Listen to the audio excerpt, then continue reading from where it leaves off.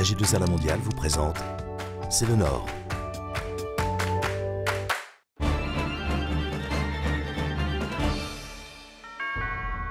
Bonjour, C'est le Nord s'intéresse aujourd'hui à l'éducation et à l'économie, ou économie-éducation, peu importe. Pour en parler, l'homme du Nord que je reçois est Fred Vaucan, chef d'entreprise, Monsieur Merveilleux. Bonjour Fred Vaucan. Bonjour Monsieur Leblanc. Nous allons regarder ensemble, visionner ensemble, le reportage que nous avons réalisé à Île 2 sur la fusion des universités de Lille. Reportage. L'université de Lille s'est divisée en 1968, au moment où les universités se sont restructurées. En termes d'attractivité et de visibilité, évidemment, c'est un handicap. La fusion était quelque chose de nécessaire. Pour être visible, pour être attractif au plan international, eh bien, il faut avoir un certain niveau de taille et d'ampleur. L'université de Lille rassemblait ses 70 000 étudiants, c'est plus d'une centaine de laboratoires de recherche, donc il n'était plus possible de rester isolé, ce que personne ne comprenait. Il y a évidemment un enjeu symbolique, un enjeu politique, consistant à dire est-ce qu'au nord de Paris, il y a une grande université européenne qui puisse rivaliser avec les autres. Un deuxième enjeu, qui n'est pas moindre, c'est un enjeu financier.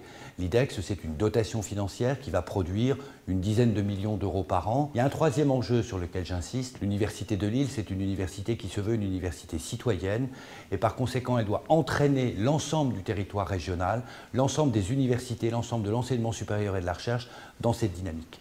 L'objectif, c'est 2018, c'est-à-dire à la fois parce que nous sommes dans la démarche IDEX et qu'à un moment donné, il faudra que le calendrier IDEX et le calendrier de l'université soient compatibles.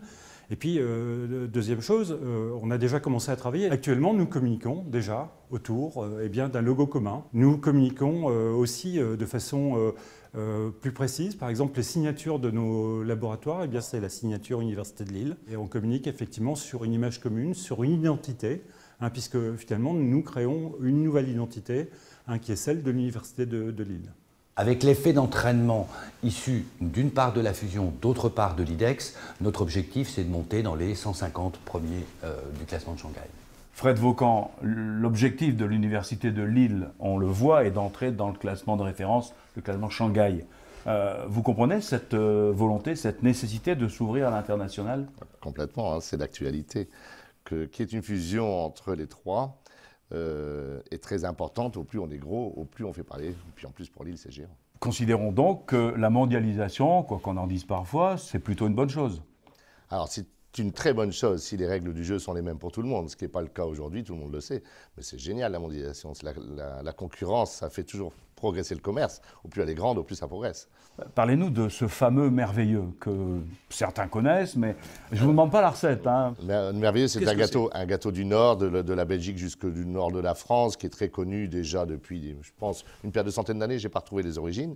Mais en fait, tout le monde faisait des merveilleux. Il y en a qui étaient très bons, d'autres moins bons, etc. Moi, j'ai une grande partie de mon savoir de mon frère qui, lui, détenait de Monsieur Mouille dans notre région. Et moi, j'en ai fait aussi à Bergue chez un pâtissier très, très connu. Et donc, voilà, quoi. C'est pas revisiter, c'est seulement aimer son produit. Et ça s'est passé comme ça. Et comment expliquez-vous qu'une recette nordiste à l'origine soit maintenant partie et réussisse la conquête des Américains à New York? Alors, la réussite, elle n'est pas encore là, on vient juste d'ouvrir, on la souhaite. Par contre, c'est exactement, on peut comparer ça à un hamburger chez nous. On mange tous des hamburgers, donc 90% de pas bons, et il y en a quelques-uns aujourd'hui qui sont en train de se réveiller. Il y a maintenant des artisans du hamburger, c'est la grande mode d'ailleurs. Je ne sais pas si vous avez vu autour de vous, il y en a un peu partout. Le merveilleux, c'est exactement pareil, mais sauf que j'ai fait ça il y a 30 ans. Merci Fred Vaucan. De rien, c'est plaisir. Et à bientôt dans C'est le Nord.